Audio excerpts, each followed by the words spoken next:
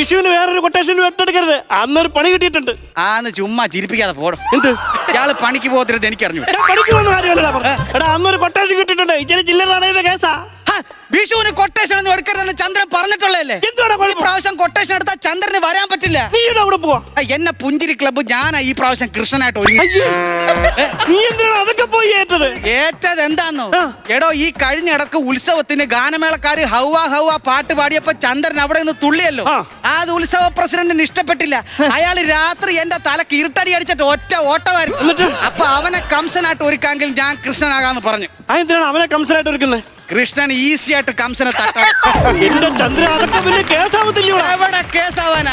കോടതി ചെന്ന് ജഡ്ജി എടുത്ത് ഞാൻ പറയും കംസനെ കൊന്നത് കൃഷ്ണനാണ്, അല്ലാതെ ചന്ദ്രനല്ലെന്ന്. കണ്ടോ ചന്ദ്രന്റെ ബുദ്ധി. എന്റെ ചന്ദ്ര നിനക്ക് ഡബിൾ ബുദ്ധിയാണ്. അങ്ങോട്ട് പോകുന്ന വഴിക്ക് മേടിച്ചു തരാം. എന്തോന്ന്? Double bullseye. ഡബിൾ ബുൾസേ അല്ലെന്ന് പറഞ്ഞു. ഡബിൾ ബുദ്ധിയാണ്. അതിപ്പോഴാണ് നിങ്ങൾക്ക്